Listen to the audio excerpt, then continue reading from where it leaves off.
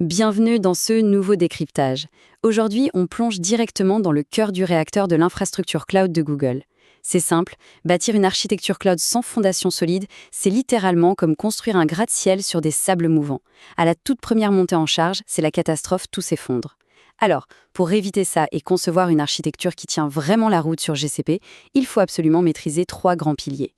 Le premier, ce sont les fondations et la topologie. Le deuxième englobe la sécurité et l'isolation. Et le troisième, c'est l'interconnexion et la visibilité. Dans l'analyse d'aujourd'hui, on va se concentrer à fond sur le cœur des deux premiers piliers. On va voir comment définir une structure réseau qui garantit une scalabilité à l'échelle mondiale, le tout en assurant une segmentation organisationnelle ultra stricte. Honnêtement, c'est le point de départ incontournable de tout projet cloud sérieux. Au programme de notre exploration aujourd'hui, on commence avec les fondations du réseau, suivies de la topologie globale unique de Google. Ensuite, on abordera la gouvernance avec le fameux VPC partagé, on enchaînera sur la stratégie d'adressage IP et on bouclera la boucle avec le routage dynamique BGP. On attaque tout de suite avec notre première partie, les fondations du réseau et cette topologie globale unique, ou comment penser le design de son infrastructure dès le tout premier jour. Alors, le paradigme de Google Cloud Platform, c'est un véritable bouleversement par rapport à ce qui se sait dans le reste de l'industrie. Et ça, c'est absolument crucial de l'intégrer. Chez la plupart des fournisseurs cloud classiques, un réseau privé virtuel, un VPC, c'est une entité qui est strictement confinée à une région géographique bien précise. Imaginons qu'une application déployée aux États-Unis doive discuter avec une base de données en Europe, eh bien il faut recréer un nouveau VPC en Europe, monter des ponts complexes, gérer des tables de routage croisées, installer des tunnels VPN, bref, un vrai cauchemar opérationnel. Sur GCP, toute cette complexité s'évapore. Le réseau VPC est mondial par défaut. C'est le monde à l'envers en fait. Ce sont uniquement les sous-réseaux qui restent régionaux. Concrètement, pour une équipe technique, c'est la fin des interconnexions interminables. On crée un sous-réseau à Tokyo, un autre à Francfort, le tout dans le même VPC mondial, et paf, les ressources communiquent instantanément et de manière privée. C'est une agilité incroyable pour passer à l'échelle mondiale sans aucune lourdeur administrative. Ce qui nous amène naturellement à notre troisième point. La gouvernance et le VPC partagé, ou l'art subtil d'imposer un contrôle strict dans des environnements très complexes. La technologie, c'est génial, mais une belle architecture ne sert à rien si elle ne survit pas à la vraie vie d'une entreprise. Le nœud du problème, c'est souvent ça. Comment fait-on pour séparer efficacement les équipes de développement des équipes de sécurité ? Quand un projet cloud prend de l'ampleur, les développeurs veulent une autonomie totale. Ils veulent aller vite, déployer en un clic. Et de l'autre côté, les équipes de sécurité, elles, sont obnubilées par les failles potentielles et exigent des contrôles stricts, centralisés, sur lesquels personne ne peut tricher. C'est un conflit d'intérêts naturel, on a deux mondes qui s'opposent. Trouver le juste milieu entre cette agilité absolue et ce contrôle paranoïaque, c'est le plus gros défi d'un architecte. Parce que sans un design pensé pour absorber cette tension, c'est le chaos assuré. On se retrouve avec des règles de pare-feu sautées par erreur, ou pire, des bases de données exposées sur Internet. Et c'est là qu'entre en scène le VPC partagé, le Shared VPC. C'est vraiment la clé de voûte de notre deuxième pilier sur la sécurité et l'isolation. Le concept est d'une efficacité redoutable. En fait, toute la gestion du réseau, que ce soit les tables de routage, les IP ou les fameuses règles de pare-feu, tout ça est isolé dans un coffre-fort qu'on appelle le projet host, le projet hôte. Seuls les administrateurs réseau et sécurité ont les clés de ce coffre. Ensuite, on va déléguer de façon chirurgicale le droit d'utiliser certains sous-réseaux à des projets dits services qui sont confiés aux développeurs. Le résultat, c'est magique. Chaque équipe de dev a son propre bac à sable pour déployer ses machines. La facturation est parfaitement séparée, mais les règles de sécurité restent intouchables et centralisées. Un développeur ne peut tout simplement pas casser une règle de sécurité globale. C'est ce qu'on appelle de l'isolation by design.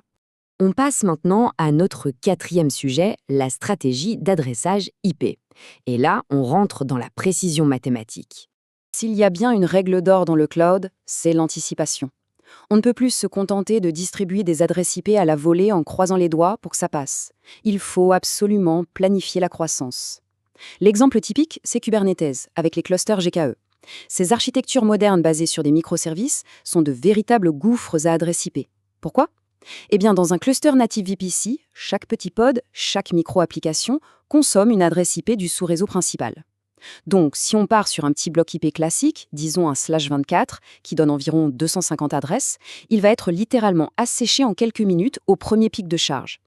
Et se retrouver à court d'IP, ou pire, créer un chevauchement avec un réseau existant en pleine production, c'est une vraie catastrophe. Refaire le réseau à chaud, c'est un cauchemar qu'on veut tous éviter. Donc, la scalabilité passe obligatoirement par un calcul millimétré des plages CIDR, et ce, dès le jour 1. Et pour finir, cinquième point, le routage dynamique BGP ou comment automatiser l'intelligence de son réseau. Décortiquons un peu cette mécanique. Tout repose sur un composant central, le cloud router. Attention, ce n'est pas un routeur qui fait transiter de la donnée, c'est vraiment le cerveau du réseau. Il utilise le protocole BGP, le standard absolu de l'industrie, pour s'échanger automatiquement les informations de routage. Pourquoi c'est indispensable? Eh bien, imaginons un réseau hybride tentaculaire qui relie des data centers physiques au cloud. Si on configure tout ça avec des routes statiques, à la moindre panne d'un tunnel VPN, un administrateur doit se lever à 3 heures du matin pour modifier l'étape de routage à la main. C'est lent, c'est stressant et c'est la cause numéro 1 des erreurs humaines. Le cloud router règle ça définitivement. Grâce au BGP, le réseau apprend tout seul, il détecte les pannes, bascule sur des chemins de secours automatiquement et s'adapte en temps réel. Sans cette intelligence, gérer des réseaux multi-cloud à grande échelle, c'est tout simplement mission impossible.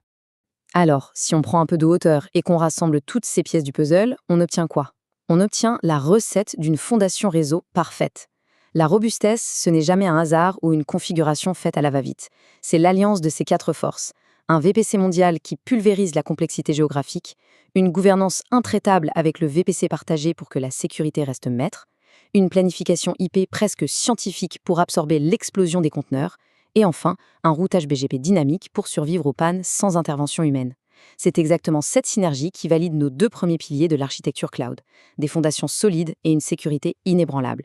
Pour clôturer ce décryptage, on peut se poser une question fondamentale, histoire de remettre en perspective les infrastructures que l'on croise au quotidien. Le modèle de gouvernance réseau qui tourne actuellement dans nos organisations est-il réellement taillé pour supporter une croissance mondiale fulgurante et isoler les équipes sans la moindre faille? Ou bien est-ce qu'au final, il ne tient que sur un empilement un peu fragile de configuration manuelle et de vieux correctifs? Le cloud met à disposition des outils d'une puissance hallucinante, mais à cette échelle, l'improvisation ne pardonne pas. La vraie résilience, celle qui dure, elle commence toujours par un design architectural sans aucun compromis. À très vite pour une nouvelle analyse.